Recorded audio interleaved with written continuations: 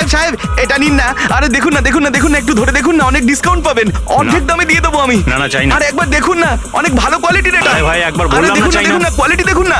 আরে শুনুন না ম্যাডাম, দেখুন না, আরে কোয়ালিটিটা দেখুন ম্যাডাম, কিনুন না, ভালো কোয়ালিটির এগুলো, খুব ভালো কোয়ালিটির ম্যাডাম।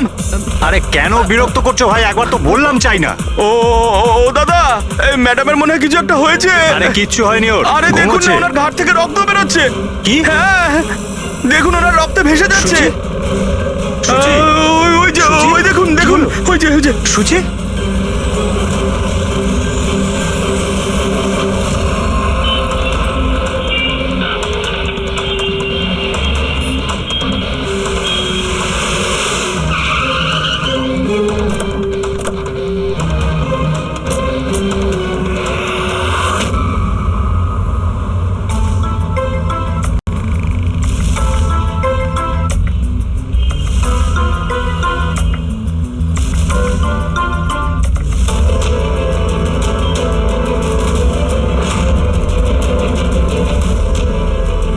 অনেক রক্ত বেরিয়েছে, মনে হচ্ছে গুলি অনেকক্ষণ আগে চলেছে।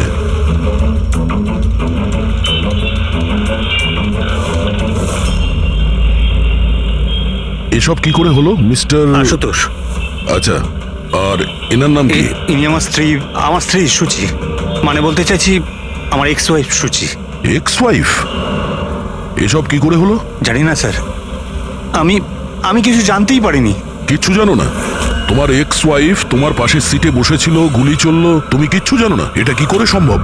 আমার হাজব্যান্ড কখনো মিথ্যে বলেন না। উনি যখন বলছেন উনি জানেন না, আই এম শিওর যে উনি কিছু জানেন না। আপনি আমি মিহিকা, ওনার প্রেজেন্ট ওয়াইফ। মিস্টার আশুতোষ, যখন সুচির গুলি লাগে আর পিছনের কাঁচটা ভেঙে যায় তখন নিশ্চয়ই শব্দ হয়েছিল, আর আপনি আমাদের বলছেন আপনি কিছুই আসলে জানেন না। গাড়ির মধ্যে খুব জোরে মিউজিক সিস্টেম বাজছিল আর সুচি ঘুমিয়েছিল। আমি কিচ্ছু বুঝতে পারিনি। ওই লোকটা কিছু জিনিস বিক্রি করতে এসেছিল। ও যখন আমাকে বললো তখন আমি বুঝতে পারলাম কি সুচি। গাড়িতে মিউজিক চলছিল আর সূচি ঘুমিয়ে পড়েছিল। অদ্ভুত, প্রায়শই লোকেদের ঘুম একটু আওয়াজেই ভেঙে যায়, আর এত লাউড মিউজিকে সূচি ঘুমোচ্ছিল। স্যার, আপনাদের কথা থেকে বোঝা যাচ্ছে যে আপনারা আমাকেই সন্দেহ করছেন। স্যার, আমি এটা কেন করব? সুচি আর আমার ডিভোর্স নিশ্চয়ই হয়েছিল, কিন্তু আমরা ভালো বন্ধু ছিলাম আর আমাদের যোগাযোগও ছিল। আপনি দীনেশকে জিজ্ঞাসা করে নিন। দীনেশ? স্যার, আমি সুচির ভাই। ও ঠিকই বলছে স্যার, ডিভোর্সের পরেও ওর আর সুচির মধ্যে খুব ভালো সম্পর্ক ছিল, কখনো কোনো ঝামেলা হয়নি। আচ্ছা, তো আপনারা কোথায় যাচ্ছিলেন বলুন তো? আমাদের মেয়ে রুহি বোর্ডিং স্কুল থেকে ফিরছিল। তাহলে এই সুচি কি গাড়িতে ওঠার পরেই ঘুমিয়ে পড়ে নাকি পরে? স্যার, ব্যাপারটা হলো আমাদের মধ্যে একটু আগে ঝগড়া হয়েছিল। আশুতোষ, রুহি স্কুল খুব ভালো, এই স্কুল চেঞ্জ করার কোনো দরকারই নেই। সুচি, এই স্কুলটার টাকা পয়সা খুব বেশি, আমি এর ফিসটা জোগাড় করতে পারবো না। কিন্তু আমি করতে পারি, আর আমি আমার মেয়ের এডুকেশনে কোনো কম্প্রোমাইজ করব সুচি, না। আমি তোমার থেকে টাকা নিতে পারবো না। কেন? ও, তোমার মেয়ে লিগো চলে আসে তাই না, যে আমি তোমার থেকে বেশি ইনকাম করি? জানো, আমাদের ডিভোর্সের কারণ এটাই, যে একটা মেয়ে একটা ছেলের থেকে বেশি ইনকাম করে। সাফল্যটা মনের ব্যাপার, এটা স্বামী স্ত্রী প্রতিযোগিতা নয়। তোমার সাথে কোনো তর্ক করতে চাই না, না এই ব্যাপারে কোনো কথা বলতে চাই। রুহি এই স্কুলেই থাকবে। তারপর আমাদের মধ্যে আর কোনো কথা হয়নি। আমার মনে হয়েছিল ঘুমিয়ে পড়েছে। আচ্ছা, এই যখন ঝগড়া হচ্ছিল তখন গাড়ি কোথায় ছিল, মানে কোন এলাকায়? স্যার, লিংক রোডের সিগন্যালে, কেপি থিয়েটারের পাশেই। আর তারপর কোন রাস্তায় গেছিলেন আপনারা? সেখান থেকে স্যার আমি লেফট নিলাম, ওই সামনে ফ্লাইওভারটার আর দিকে। সোজা এখানে চলে এসেছেন? হ্যাঁ স্যার। তার মানে প্রায় 2 কিলোমিটার এই গাড়িটা চলেছে। তার মানে 2 কিলোমিটারের মধ্যেই কোথাও গুলি চলেছে সূচির ওপরে। পঙ্কজ, একটা কাজ করো তো, কেপি থিয়েটার থেকে এইখানে 2 কিলোমিটার অবধি চেক করে দেখো তো, যদি কোথাও কিছু প্রমাণ পাওয়া যায়, মানে কোথাও কাঁচের টুকরো পড়েছে কিনা দেখে নিও, ঠিক আছে? আর হেঁটে যেও। 2 কিলোমিটার স্যার? হেঁটে যাও। গুলিটা অদ্ভুত অ্যাঙ্গেল থেকে লেগেছে, এই নিচে, মানে গুলিটা উপর থেকে নিচে এসেছে, মানে যে গুলি চালিয়েছে তার হাত উঁচু করতে হয়েছে ফায়ার করার সময়। খোলা রাস্তায় কেউ গুলি মেরেছে আর কেউ দেখেনি? হতে পারে খুনি একটু দূরে ছিল, তাও গুলি করা খুবই মুশকিল ছিল এই চলন্ত গাড়িতে। আর তাও তখন যখন খুনি হয়তো গাড়িতে বা কোনো বাইকে ছিল। তবে এইভাবে গুলি করাটা কিন্তু সহজ নয় দয়া।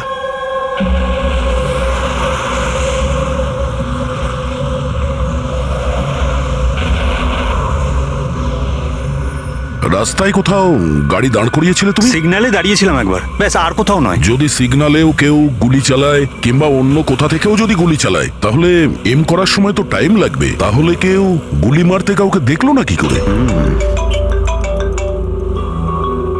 হ্যালো, হ্যাঁ স্যার, ঠিক আছে স্যার, আমরা পৌঁছাচ্ছি। কি হয়েছে? এসিপি স্যারের ফোন ছিল, আর একটা লাশ পাওয়া গেছে কামরি ব্রিজের নিচে।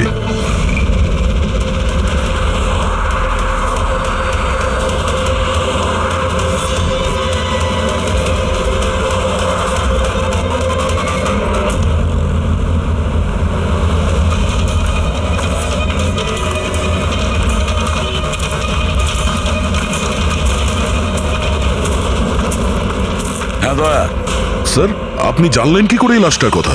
লোকাল পুলিশের কাছে আশেপাশের লোক কমপ্লেন জানিয়েছে। 2 ঘন্টা আগেই লাশ দেখেছে। মাথার পিছনে একটা চোট আছে আর পিঠের পিছনেও একটা গুলির চিহ্ন আছে। স্যার, একটা কথা মাথায় ঢুকছে না, কেউ একে এখানেই মেরেছে নাকি অন্য কোথাও মেরে এখানে নিয়ে এসেছে? দেখতে হবে ফেডরিক। স্যার, রাস্তায় একটা বাইক পাওয়া গেছে। আমার মনে হচ্ছে এই লোকটারই বাইক হবে।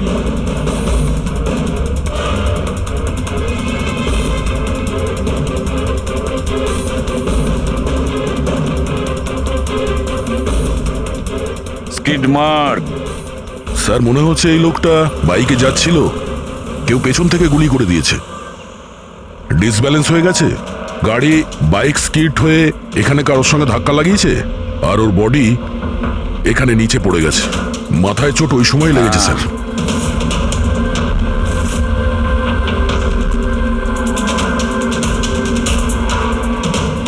স্যার, হ্যাঁ, কিছুতেই বুঝতে পারছি না এই লোকটা কে। এর কোনো রকম আইডেন্টিফিকেশন নেই। আমি মিসিং পার্সনস ব্যুরোতে জিজ্ঞেস করে দেখব কি? ফেডরিক, এত তাড়াতাড়ি কেউ মিসিং পার্সনস ব্যুরোতে রিপোর্ট করে না। একটা কাজ করো, আরটিওতে গিয়ে এই বাইকের রেজিস্ট্রেশন চেক করো। ওখানেই সমস্ত ডিটেলস পাওয়া যাবে যে মালিক কে। ওই কেসটার ব্যাপারে কি হলো কিছু জানতে পারলে? না স্যার, খুব অদ্ভুত কেস। বুঝতে পারছি না গুলি কে চালিয়েছে আর কোথা থেকে। পুরো এলাকাটা খুঁজে দেখেছি স্যার, কিন্তু কিচ্ছু পাইনি। ট্রাফিক পুলিশরা কি বলছে? স্যার, ট্রাফিক পুলিশ, ওখানে দোকানদার যারা দাঁড়িয়ে ছিল তাদের সবাইকে জিজ্ঞেস করেছি, কেউ খুনির ব্যাপারে কিচ্ছু জানে না। তাহলে সূচির ওপর গুলি চললো কোথা থেকে?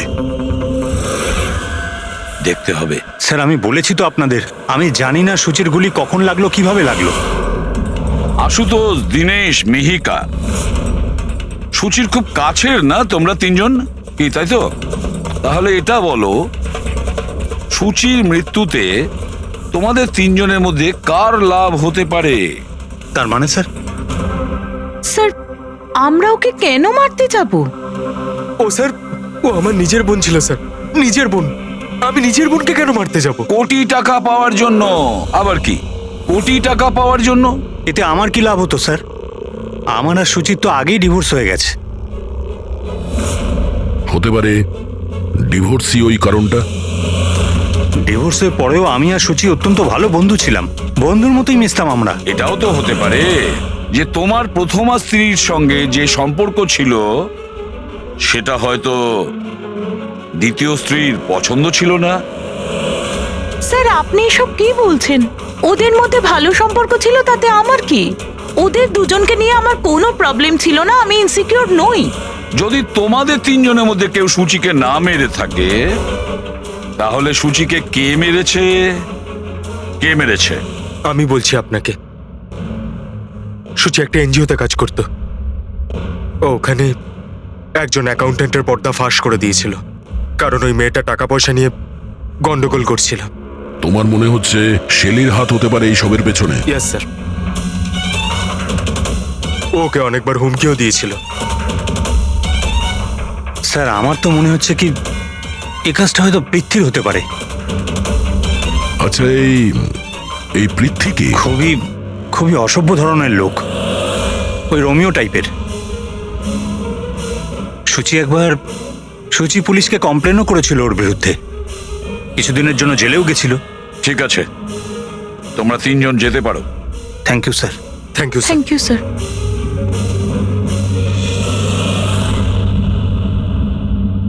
স্যার, তিনজনকেই বিশ্বাস হচ্ছে না। এই তিনজনের ওপর কড়া নজর রাখো।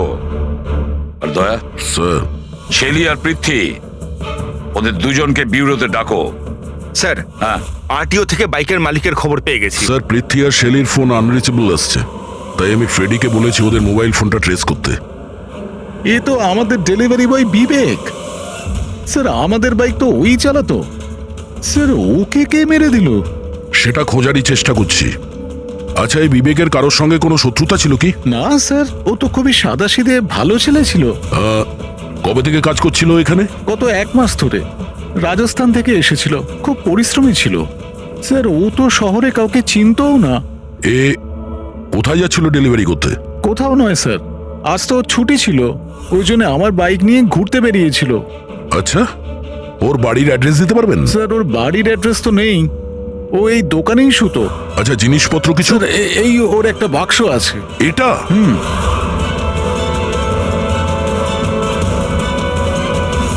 স্যার, এই লোকটার বক্স আর সবকিছু চেক করলাম, তাতেই সার্কাসের প্যাম্পলেট ছাড়া কিছুই পেলাম না। হয় ও সার্কাস খুবই পছন্দ করত, না হলে নিজের ফ্রি টাইমে প্যাম্পলেট বানিয়ে টাকা রোজগার করত।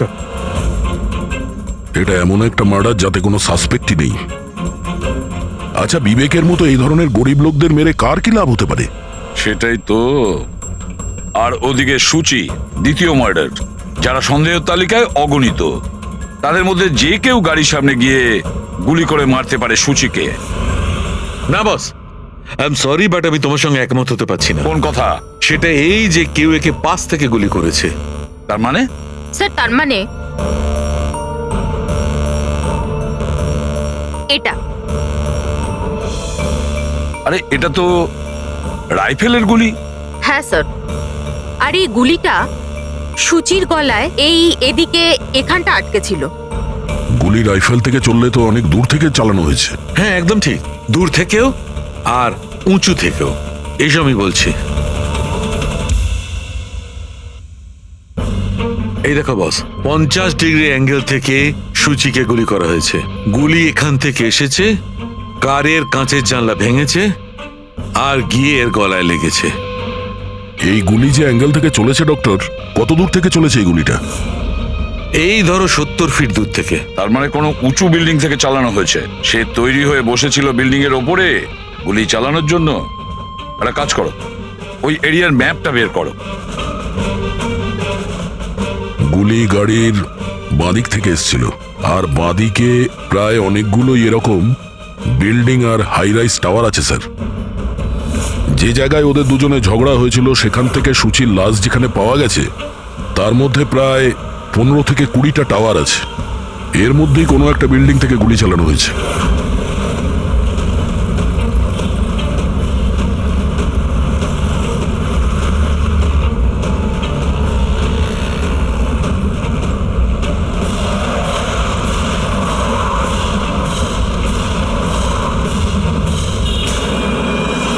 বাস ঠিক আছে।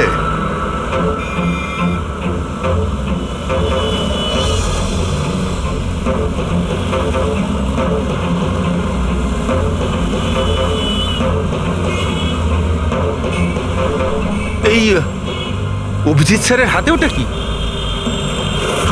মার কাছে ফ্রেডি, ঠিক সেই হাইটে যে হাইটে সূচির গুলি লেগেছিল। আর আমার হাতে এই ডিজিটাল ডিস্টেন্স রিডার আছে। এর থেকে এই লেজার লাইট যদি ওই মার্কেট ঠিক যায়, তাহলে তার মানে গুলি এখানে এই বিল্ডিং থেকেই চালানো হয়েছে। সব মাথার উপর দিয়ে গেল। ঠিক আছে, এটা এখনই করে দেখছি। হ্যাঁ দয়া, আমি তৈরি। ওকে। অভিজিৎ, একটু ডান দিকে এসো, ডান দিকে। হ্যাঁ, ঠিক হালকা আছে। হ্যাঁ একটু বাঁদিকে। ব্যাস ব্যাস ব্যাস। ঠিক আছে। একটু পেছনে, একটু পেছনে। দেখেছো, এই লেজার ঠিক ওই মার্কে হিট করছে না, হিট করছে না ওখানে। গুলি এখান থেকে চালাইনি স্যার। এক্স্যাক্টলি। আরে স্নাইপারের কাছে অত সময় ছিল না নিশানা ঠিক করার জন্য যখন ও সূচিকে গুলি চালিয়েছিল। একটা কাজ করি, অন্য কোনো বিল্ডিং এ যাই। ঠিক আছে, চলো।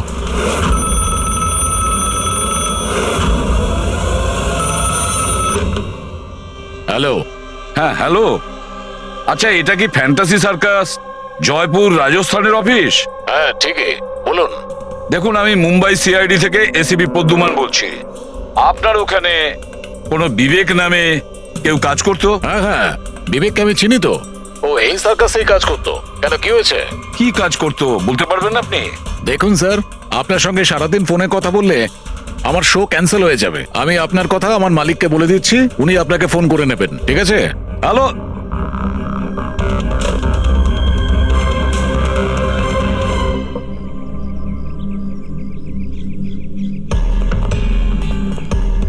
অদ্ভুত স্যার, বিল্ডিং এ কোনো গাড়ি দেখলাম না, মনে হয় গুলি এখান থেকেই করা হয়েছিল। দেখছি। হ্যাঁ অভিজিৎ, রেডি আছো?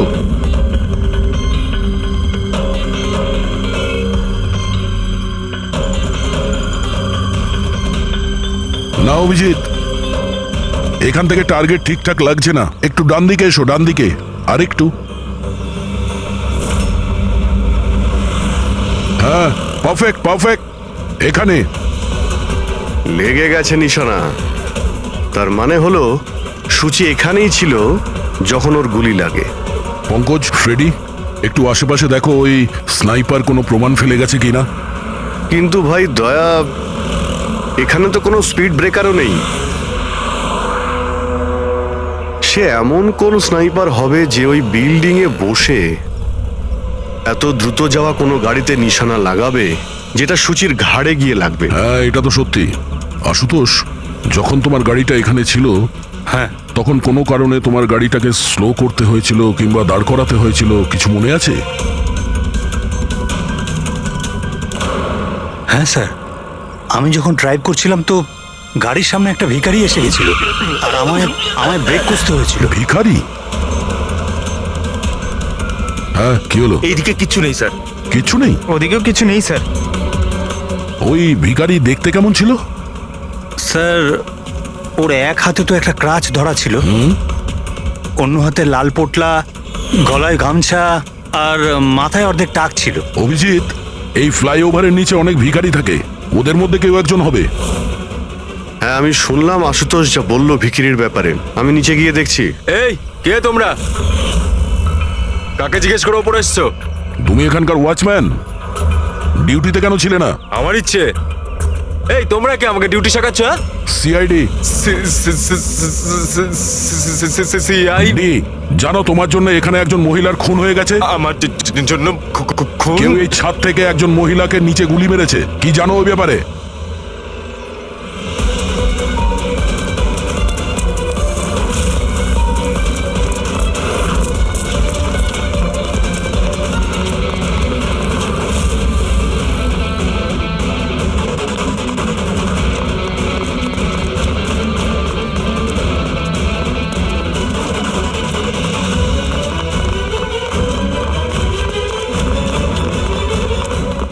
এই দাঁড়া বলছি। স্যার, স্যার আমি কিছু করিনি স্যার। স্যার আমাকে ছেড়ে দিন স্যার, আমি কিছু করিনি। কিচ্ছু করিসনি, কিচ্ছু করিসনি তুই, চল। আমি ভয় পেয়ে গেছিলাম স্যার। কেন ভয় পেয়েছিলি? কি জানিস এই খুনের ব্যাপারে? স্যার আমি টাকা নিয়েছিলাম, কিন্তু এটা বলেনি যে ও কাউকে খুন করতে চলেছে স্যার। কে ছিল ওই লোকটা? আগে কোনোদিনও দেখিনি স্যার। ও বলেছিল যে ও বিল্ডিং এর ছাদে গিয়ে ওর গার্লফ্রেন্ডকে প্রপোজ করতে চায়। স্যার ও 2 ঘন্টার জন্য 15,000 টাকা দিয়েছিল স্যার। আমি তো এত টাকা এক মাসেও কামাইনি স্যার কোনোদিনও। স্যার ও হেলমেট পরেছিল আর চোখে চশমাও ছিল।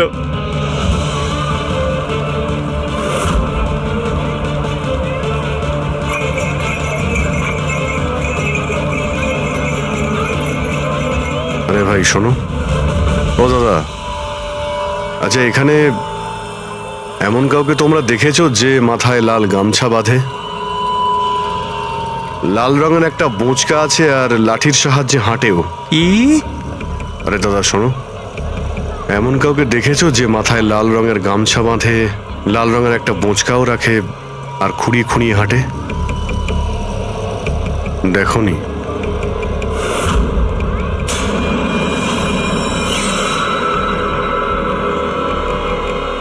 আরে ভাই শোনো,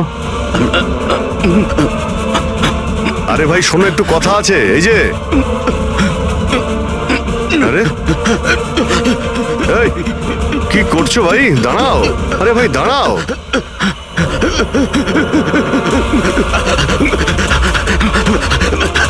আরে আমি কিছু করিনি, আমার কাছে কোনো টাকা পয়সা নেই, আমি কোনো কিছু চুরি করিনি, আমি একজন ভিখারি। আরে ছেড়ে দাও তুই আমাকে। ল্যাংড়া সাজার নাটক করছিস? তুই জানিস ল্যাংড়াদের কতটা কষ্ট হয়? আরে কতবার করে বলবো, আমার কাছে কিছু নেই, আমি রাস্তার ভিখারি, আমি সত্যি বলছি। এই, তুই সেদিন ইচ্ছে করে লাল গাড়ির সামনে পড়েছিলি না? কোন লাল গাড়ি? আমি কোনো লাল গাড়ির সাথে আসেনি তো। স্যার এটা কি গুন্ডামি হচ্ছে? আপনি ওকে ছেড়ে দিন, এটা কিন্তু ঠিক হচ্ছে না, আমি বলে দিচ্ছি কিন্তু। এই, সর। আমি সিআইডি থেকে। আরে কোথায় পালাচ্ছিস? ভদ্রভাবে বলে দে, না হলে আমি রেগে গেলে কিন্তু এর ফল খুবই খারাপ হবে। স্যার, আপনি যদি সত্যি সিআইডির লোক হন, আমি সব বলছি। একটা লোক আমাকে টাকা দিয়েছিল এসব করার জন্য, আর ও বলেছিল যে যখনই একটা লাল গাড়ি আসবে তার সামনে পড়ে যেতে, তাই আমি করেছিলাম স্যার। তুই কি করে জানলি যে লাল গাড়ি কখন আসবে? ওই ছাদে একটা লোক দাঁড়িয়ে আমাকে ইশারা করছিল, ওই রকমই। ও যে ইশারা করবে আমি তখনই লাল গাড়ির সামনে উল্টে পড়ে যাব। প্ল্যান ছিল স্যার। জানিস একটা মহিলার খুন হয়ে গেছে তোর এই প্ল্যানের জন্য? সাহেব আমাকে ক্ষমা করে দিন, দেখুন আমি রাস্তার একজন ভিখারি। ঠিক আছে, তুই এটা বল ওই লোকটা দেখতে কেমন ছিল? ওই স্যার, ও হেলমেট পরেছিল, মোটরসাইকেলে এসেছিল, আমি তো ওর মুখটা দেখতেই পাইনি। আরে ভাই কিছু তো দেখেছিলি, কিছু তো শুনেছিলি। ওর একটা ফোন এসেছিল, ফোনে বলছিল যে তাড়াতাড়ি দেখা করতে এসো, আর উত্তরে বললো যে আমি ওখানে পৌঁছচ্ছি। কোথায় কোথায় পৌঁছতে বলছিল, তোর মনে আছে কিছু? হ্যাঁ, মনে পড়েছে, ভান্ডুপ মিল। ভান্ডুপ মিল, ভান্ডুপ মিল। আচ্ছা ঠিক আছে, ঠিক আছে, ফিরে এসো, আমি স্যারকে ইনফর্ম করছি। Okay sir. হ্যাঁ অভিজিৎ ভান্ডুপ মিল থেকে ফিরে আসছে। ও বলছে যে মিল একদম ফাঁকা পড়ে আছে, কোনো প্রমাণই ওর হাতে পড়েনি। খুনি তো ওখান থেকেই পালিয়ে গেছে, হতে পারে অভিজিৎ পৌঁছানোর আগেই ওখান থেকে ও পালিয়ে গেছে। পঙ্কজ। হ্যাঁ স্যার। পঙ্কজ একটা কাজ করো, যখন সুচির গুলি লেগেছিল ঠিক ওই সময়ে ওই এরিয়াতে কতগুলো মোবাইল অ্যাক্টিভ ছিল খোঁজ নাও। স্নাইপারের ফোন ওদের মধ্যেই কারোর হবে। স্যার। হ্যাঁ হ্যাঁ পঙ্কজ, এটাও দেখো ওর মধ্যে কতজন লোক ভান্ডুপ মিলে গেছিল। স্যার।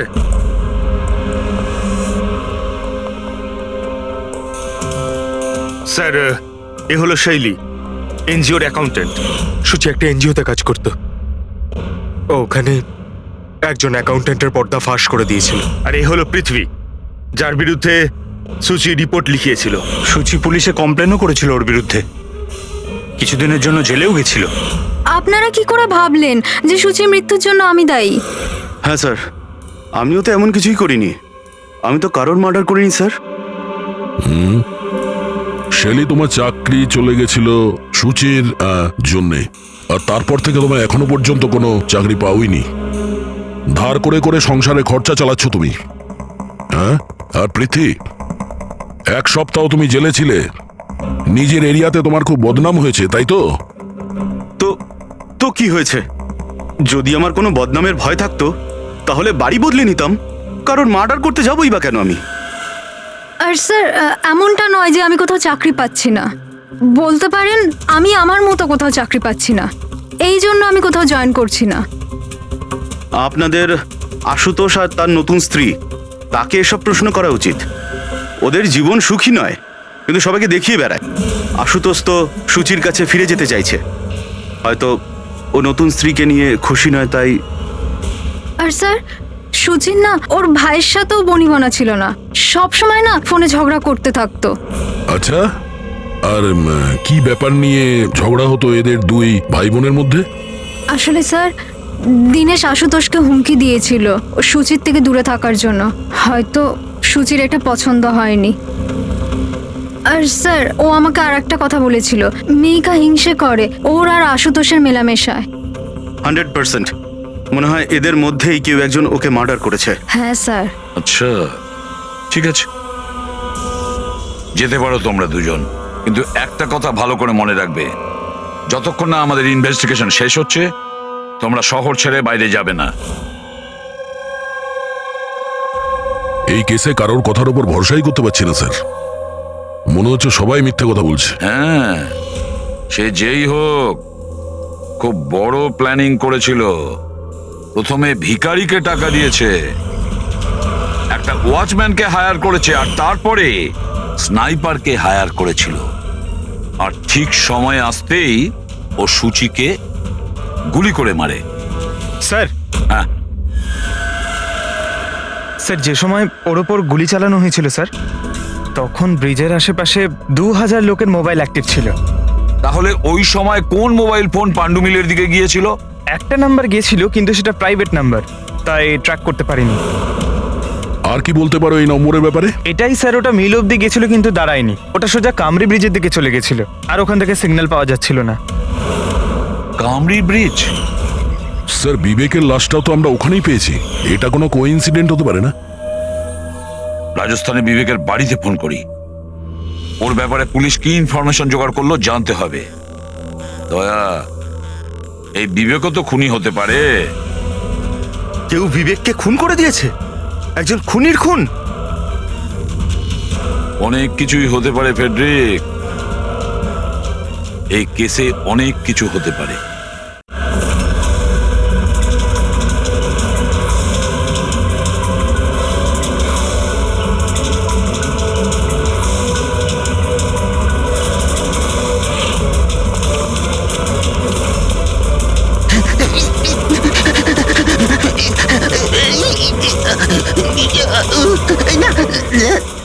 আরে তুই বারবার পালাস কেন? হ্যাঁ, বারবার আপনারা আমার পিছনে পড়ে আছেন কেন? পিছনে তোর পড়ে সঙ্গে আছেন কথা কেন? আছে। আমি কিছু কথা বলতে চাই না। অনেক হয়ে গেছে স্যার, আপনারা আমাদের এইভাবে বিরক্ত করতে পারেন কেউ না। তোমাদের জ্বালাতন করছে না, আমরা নিজেদের কাজ করছি। যাও। আমরা কিছু শুনতে চাই না, যান এখান থেকে। আরে একজনের খুন হয়েছে, তোমরা কি বুঝতে পারছো না? তা কি হয়েছে? আমরা কি খুন করেছি নাকি?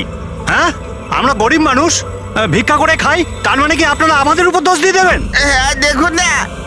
কি করছিস? এই, দাঁড়া। অভিজিৎ, তুমি ঠিক আছো? আরে না, ও নো, রক্ত বেরোচ্ছে। কি করলে তোমরা? হ্যাঁ,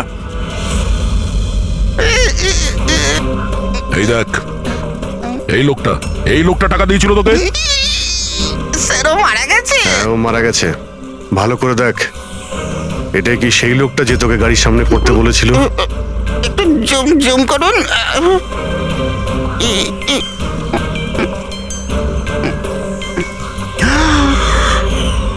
এমন ঘড়ি তো ও পড়েছিল। হতে পারে যে লোকটা একে টাকা দিয়েছে সেই প্রমাণটা লোপাট করার জন্য ওকেও মেরে দিয়েছে। চালায় বললাম আমি, ধরেছে তো ছাড়তে হ্যাঁ, পঙ্কজ। চাইছে না। হ্যাঁ, আচ্ছা। ও, ঠিক আছে, ঠিক আছে, ওকে ওকে, থ্যাংক ইউ। পঙ্কজের ফোন ছিল, বলছিল যে বিবেক রাজস্থানে কোনো সার্কাসে কাজ করত, নিশানাবাদ ছিল। 1 মাস আগেও সার্কাসের চাকরি ছেড়ে দিয়েছিল, বলেছিল মুম্বাইতে একটা বড় চাকরি পেয়েছে ও। আর হ্যাঁ, যাওয়ার সময় ওই রাইফেলটা ওটাও চুরি করে নিয়ে গেছিল। রাইফেল চুরি করে এনেছিল? হয়তো সুচির সুপারি নিয়ে এখানে এসেছিল, আর দোকানে এই জন্য কাজ করতো যাতে ওকে কেউ সন্দেহ না করে। হ্যাঁ, আর এই পুরো ষড়যন্ত্রের যে মাস্টার মাইন্ড, সে নিশ্চয়ই রাজস্থানে গেছিল বিবেককে সুপারি দেওয়ার জন্য। কে হতে পারে এই মাস্টার মাইন্ড, যাকে চোখের সামনে দেখেও ধরতে পারছি না?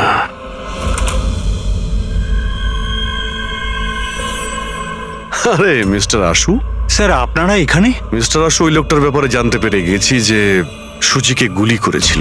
বাহ, wow, that's a great news. আপনারা ধরেছেন ওনাকে? বিবেক নাম ওর। আপনারা কোনো বিবেককে চেনেন? না তো। অদ্ভুত ব্যাপার, আপনি কোনো বিবেককে চেনেন না, কিন্তু 15 বার কল করেছেন আপনি আপনার ফোন থেকে বিবেককে। কি বলছেন? আমি যখন বলছি কোনো বিবেককে জানিই না, তাহলে আমি ওকে ফোন কেন করব স্যার? শুধু এটাই নয়, ওর সঙ্গে দেখা করতে তুমি রাজস্থানেও গিয়েছিলে। সার্কাসে ওর গুলি চালানোর ক্ষমতাটা দেখে তোমার এত পছন্দ হয়েছিল যে সুচিকে মারার কন্ট্রাক্টও দিয়ে দিয়েছিল ওকে। 1 মিনিট স্যার, 1 মিনিট। এটা সত্যি যে একটা বিজনেস ট্রিপের জন্য আমি রাজস্থান গিয়েছিলাম, কিন্তু আমি কোনো সার্কাসে যাইনি স্যার। আর আমি যখন কোনো বিবেককে চিনিই না, তো তাকে ফোন কেন করব? তাহলে কি তোমার এই ফোন রেকর্ড মিথ্যে কথা বলছে? স্যার এটা হতে পারে কি আমার ফোন থেকে অন্য কেউ ওকে ফোনটা করেছে আমার না থাকার সুযোগে। আচ্ছা, তাহলে কি আপনি আপনার ফোন যে কোনো জায়গাতে ফেলে রাখেন নাকি? না স্যার। হ্যাঁ ডক্টর, আচ্ছা ঠিক আছে ডক্টর। ওকে ডক্টর। ডক্টর সালুখের ফোন ছিল, আমাদের ফরেন্সিক ল্যাবে যেতে বলেছেন আশুতোষকে নিয়ে। বস, মেয়েটা এইখানে বসেছিল এই সিটে, আর এই অংশটা হচ্ছে সিটের পেছনের দিকটা, আর এটা হচ্ছে লিভার যার দ্বারা সিটটা আগে পিছে হয়, আর এই লিভারটাকে জাম করে দেওয়া হয়েছিল। এই দেখো। লিভার জাম করে দিয়েছে? হ্যাঁ তাই তো। ব্যাস এইটুকুই স্যার, সেই জন্য আপনি আমাদেরকে ডেকে আনলেন? পঙ্কজ, তুমি একটু আমার কথাটা শোনো। সূত্র এইটা নয় যে লিভারটা আটকে দেওয়া হয়েছে, সূত্রটা এই যে এটাকে জেনে বুঝে আটকে দেওয়া হয়েছে। কিন্তু স্যার কেউ জেনে বুঝে সিটটাকে খারাপ করবে কেন? এটাও তো আমরাও ভাবছিলাম। আশুতোষ, তোমার এই গাড়ির সিট কবে থেকে এরকম হয়ে আছে? মানে কবে থেকে পেছনে আটকে আছে? স্যার পরশু রাত অবধি তো ঠিক ছিল, কিন্তু কাল সকালে যখন বেরোলাম তখন রিক্লাইন কাজ করছিল না। আমার হাতে ঠিক করার মতো অত সময় ছিল না বলে এমনি বেরিয়ে গেলাম। ডক্টর সালুখে, সিটটা খারাপ হওয়া এই কেসটার সাথে কি সম্পর্ক? সম্পর্ক আছে ফ্রেডি। সম্পর্কটা হচ্ছে এইটা যে খুনি চাইছিল সিটটা পেছনে হেলে থাকে, সুচির পজিশনটা এইরকম থাকবে পেছনের দিকে। স্যার, ও যদি সামনে বসতো বা পেছনে বসতো তাতে খুনির কি এসে যায়? খুনির তো গুলি করারই ছিল। পঙ্কজ, তুমি এক কাজ করো, এখানে তুমি গাড়ির সিটটায় বসো। সারিকা, তুমি সুচির জায়গায় বসো। এবার ধরে নাও আমি সুচি, আমি যখন এই সিটটায় বসেছিলাম তখন আমার মাথাটা এরকম ছিল। বস, সুচির এইভাবে বসার সুবিধাটা খুনি তখনই পাবে যখন ওর এম সুচি নয়, ড্রাইভিং সিটে বসা লোকটি হবে, মানে আশুতোষ হওয়ার কথা। কিন্তু আশুতোষকে কোনো কারণে খুব ব্রেক চাপতে হয়, ব্রেকের কারণে ঝটকা লাগে, আর সেই ঝটকায় সুচি ঝুঁকে যায়। আর বস, আশুতোষকে লাগার পরিবর্তে সুচির গুলি লাগে। স্যার তার মানে আশুতোষ খুনি নয়, কিন্তু কেউ ওর খুন করতে চাইছিল। দয়া,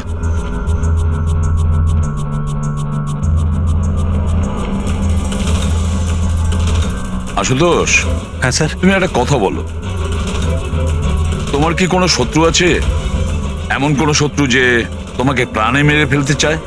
ভেবে চিনতে বলো, ভাবো। না স্যার, আমার কারোর সাথে কোনো শত্রুতা নেই। না আশুতোষ, কেউ তো নিশ্চয়ই হবে যে তোমাকে প্রাণে মেরে ফেলতে চায়, তোমার সিটের লিভারটা জাম করে দিয়েছে। না স্যার, এটা তো হতেই পারে না, কারণ এই গাড়িটার একটাই মাত্র চাবি, আর সেটা সবসময় আমার কাছেই থাকে। আমি তো কিছুই বুঝতে পারছি না আমি স্যার, যে এসব কি করে হলো। কোনো ব্যাপার নয় আশুতোষ, ও যেই হোক না কেন আমরা খোঁজার চেষ্টা করব যে কে তোমাকে মারার চেষ্টা করছে। ঠিক আছে, চলো যাই, চলে এসো। হ্যাঁ স্যার। স্যার স্যার, আমরা আশুতোষকে ছেড়ে দিলাম কেন? খুনি যদি আবার ওর উপর আক্রমণ করে তাহলে? দেখে যাও তুমি পঙ্কজ, এবার আমরা আশুতোষের প্রতিটা মুভমেন্ট ট্র্যাক করব, সব কথা আমরা শুনতে পাবো। স্যার, সেটা কিভাবে? দয়া যে ট্রান্সমিটার বাগ লাগিয়ে দিয়েছে।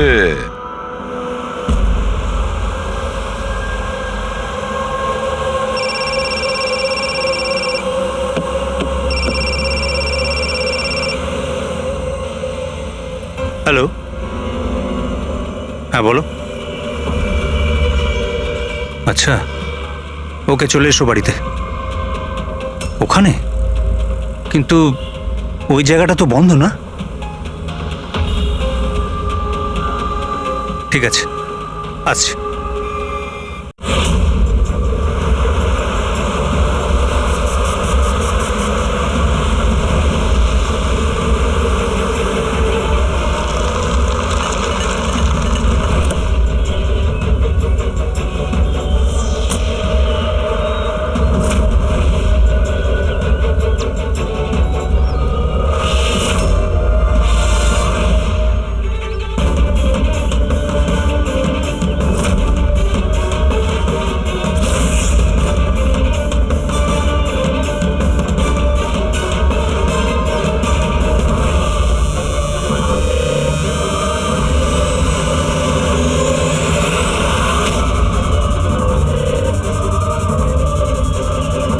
এটা কি করছো? গান? মাই গড, গুলির আওয়াজ পেলাম দয়া। তাড়াতাড়ি চলো, আবার একটা যেন খুন না হয়। স্যার এই তো আমরা পৌঁছচ্ছি। স্যার, হ্যাঁ, আমাদের যে এই সাসপেক্ট আছে, এক্ষুনি খবর পেলাম যে ও রাজস্থান গেছিল আশুতোষকে ফলো করতে করতে। ও তো আশুতোষের খুব কাছের লোক ছিল।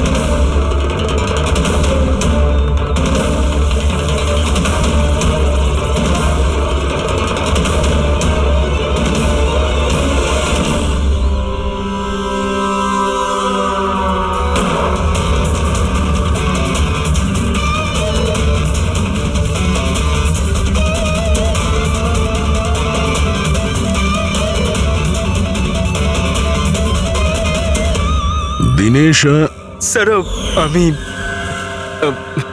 সুচির ভাই। মরে গেছে স্যার। আমি আমি কিছু করিনি স্যার। এই আমাকে মারতে চেয়েছিল। এই এই আমায় মারতে চেয়েছিল। কেন মারতে চেয়েছিল এ? স্যার, এর মনে হতো যে এর বোনের সর্বনাশের জন্য আমিই দায়ী। বিয়ের পর সুচি ডিপ্রেশনে চলে গেছিল, আর তাই ও নিজেই নিজেকে মারারও চেষ্টা করেছিল। আর এই সমস্ত আমি কিছুই জানতাম না স্যার, একদমই জানতাম না। আর আমার এই না জানার কারণেই এই দুজনের মৃত্যুর কারণ আমি হয়ে গেলাম স্যার। এটা সম্পূর্ণ না জানার কারণে। পঙ্কজ, একে ছায়া নিয়ে বসাও, পেডিক ফরেন্সিক ল্যাবে পাঠিয়ে দাও।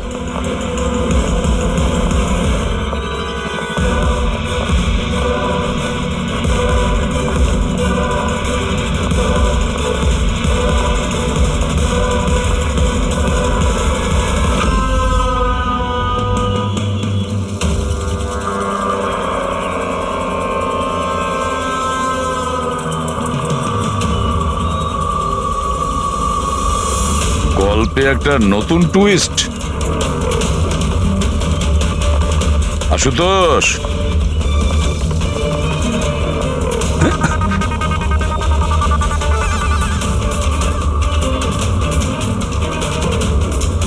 এটা কি চেনো? না স্যার, আমি ঠিক জানি না। জানো না? এক্ষুনি জেনে যাবে। পঙ্কজ, চেক করো ওকে। কিন্তু কেন? হাত উঁচু করুন, জানতে পেরে যাবেন আপনি। স্যার, আমি তো কিচ্ছু করিনি, আমি নিরপরাধ। আপনারা কেন আমার তল্লাশি নিচ্ছেন? আমার কথা বিশ্বাস করুন স্যার, আমার কাছে কিচ্ছু।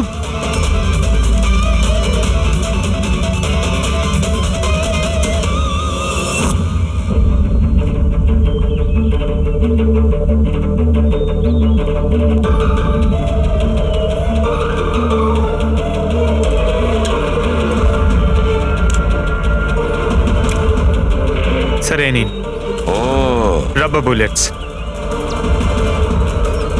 আমি জানি না স্যার যে এর থেকে কি প্রমাণ হচ্ছে।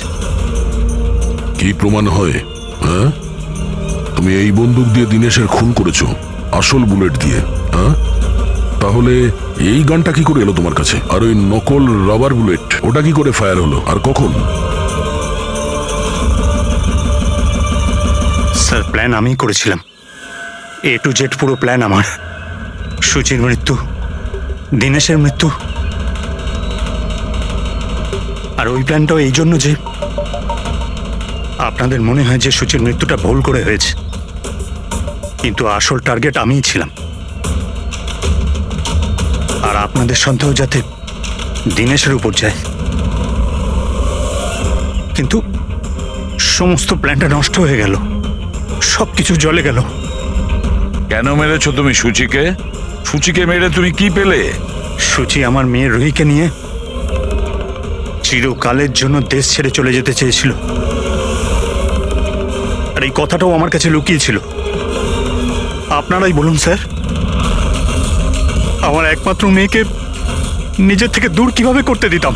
আর সেই জন্য তুমি বিবেক মানে একজন শার্প শুটারকে টাকা দিয়েছো নিজের স্ত্রী সূচিকে মেরে ফেলার জন্য, আর যেই ও তোমার কাজ শেষ করেছে ওকেও মেরে দিয়েছো।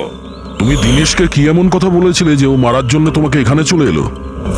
আমি আমার ওয়াইফকে দিনেশের কাছে পাঠালাম। কি? হ্যাঁ দিনেশ, আমি এক্ষুনি জানতে পারলাম যে আশুতোষই তোমার বোনকে মেরেছে আর ও তোমাকেও মারতে চায়।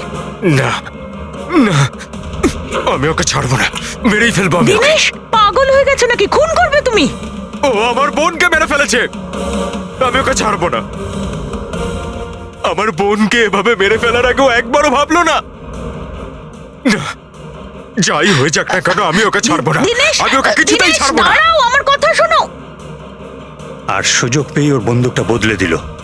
তাহলে দিনেশ তোমার উপর যে গুলিটা চালাচ্ছিল সেটা নকল ছিল? হ্যাঁ, মারপিটের সময় আমি ওই গানটা বদলে দিয়েছিলাম যাতে আপনাদের মনে হয় কি আত্মরক্ষার জন্য আমি দিনেশকে মেরেছিলাম, আর আপনাদের সামনে আমি নিরপরাধ বলে সাব্যস্ত হই। কি রেখে গেলে তোমার ছেলের জন্য? না মা না বাবা। ওই সন্তানকে পাওয়ার জন্য তুমি ওরই মাকে মেরে ফেলেছ, আর এই অপরাধে তুমিও আজীবন জেলের গড়াদের পেছনে থাকবে। বলো আশুতোষ, কি পেলে তুমি নিজের ছেলেকে এইভাবে অনাথ করে? কি পেলে?